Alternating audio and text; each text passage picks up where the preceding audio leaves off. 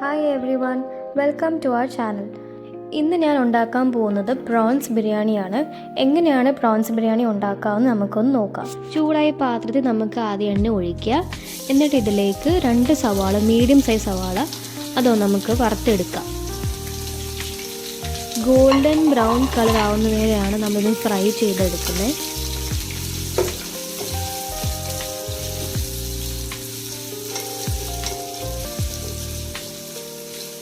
ഏകദേശം കളറായി വരുന്നുണ്ട്. ഈ ഒരു പരുവത്തിലാണ് നമുക്ക് ഫ്രൈ ചെയ്തെടുക്കേണ്ടത്. ഇനി നമുക്കിത് എണ്ണയിലേക്ക് കോരിയെടുക്കാം. അടുത്തത് വേണ്ടി കാഷ്യൂ നട്ട്സ് ആണ്. കാഷ്യൂ നട്ട്സ് ഇതുപോലെ ഫ്രൈ ചെയ്തിട്ട് നമുക്ക് കോരിയെടുക്കാം. അതേ എണ്ണ തന്നെ ഞാൻ 2 ടീസ്പൂൺ നെയ്യ് ഇടുവാണ്. നേരത്തെ സവാള വറുത്ത എണ്ണ തന്നെയാണ് എടുക്കുന്നത്. എന്നിട്ട് നമുക്കിതിൽ സ്പൈസസ് ആഡ് ചെയ്യാം. നമുക്ക് ഒരു 5 സെക്കൻഡ്സ് ഒന്ന് സോട്ട് ചെയ്തെടുക്കുക. എന്നിട്ട് ഇഞ്ചിയും വെളുത്തുള്ളിയും പച്ചമുളക് ചതച്ചിടുക. അത് ഒരു 10 സെക്കൻഡ്സ് ഒന്ന് സോട്ട് ചെയ്ത് കൊടുക്കുക.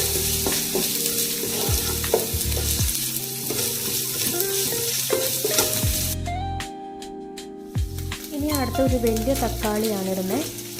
മീഡിയം സൈസ് തക്കാളി ആണെങ്കിൽ 2 ഇട്ടാൽ മതി. ഇനി ഇതൊന്ന് നന്നായിട്ട് കുക്കാവുന്ന വരെ ഇത് ഇളക്കിക്കൊണ്ടിരിക്കാം.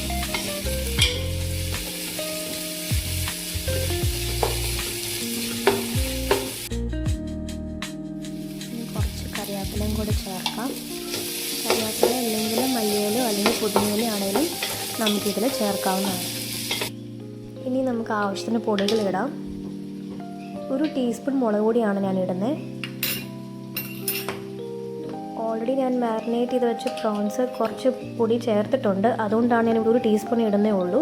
ഇനി നമുക്ക് വേണ്ടത് 2 ടീസ്പൂൺ ഗരം മസാല, പിന്നെ ആവശ്യത്തിന് ഉപ്പ്.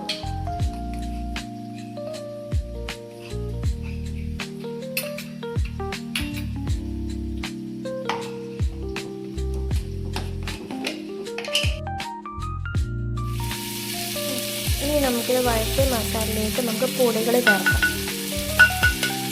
ഇതിൻ്റെ റോ സ്മെല്ല് മാറുന്ന വരെ ഇത് ഇളക്കിക്കൊണ്ടിരിക്കുക.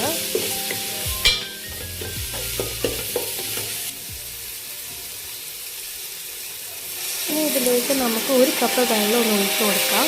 എന്നിട്ട് ഇതൊന്ന് നന്നായിട്ടൊന്ന് വഴറ്റി കൊടുക്കാം.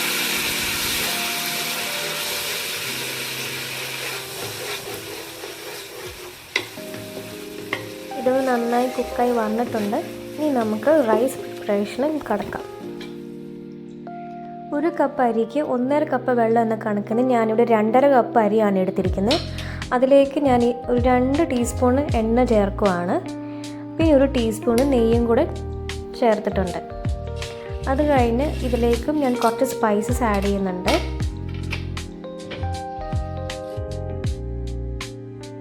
ഇനി ഇത് ഫ്രൈ ചെയ്ത് മാറ്റി വെച്ച സവാള ആഡ് ചെയ്യാം. എന്നിട്ട് നമുക്ക് ഇതൊന്ന് എല്ലാം കൂടെ ഒന്ന് ഇളക്കി കൊടുക്കാം.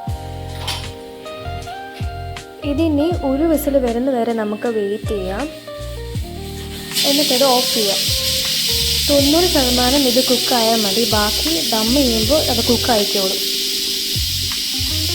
ഇത് മാരിനേറ്റ് ചെയ്ത് വെച്ച പ്രോൺസ് ആണ്. 1/2 മണിക്കൂറെങ്കിലും ഇത് മാരിനേറ്റ് ചെയ്ത് മാറ്റി വെക്കണം. അടുത്തത് ബാക്കി ഫ്രൈ ചെയ്ത സവാള ഇതിലേക്ക് ആഡ് ചെയ്യാം. എന്നിട്ട് ഇതൊന്ന് ഇളക്കി കൊടുക്കാം.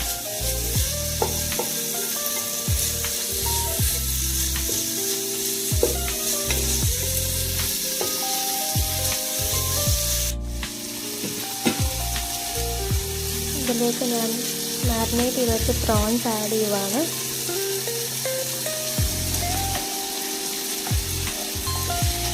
എല്ലായിടത്തും പിടിക്കുന്ന രീതിയിൽ വേണം നല്ലോണം ഇളക്കി കൊടുക്കാൻ.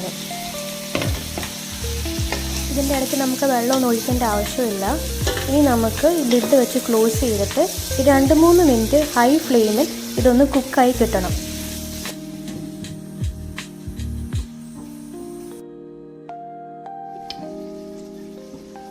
അത് കഴിഞ്ഞ് നേരത്തെ കുക്ക് ചെയ്ത് വെച്ച റൈസ് ലെയറായി ഇടണം.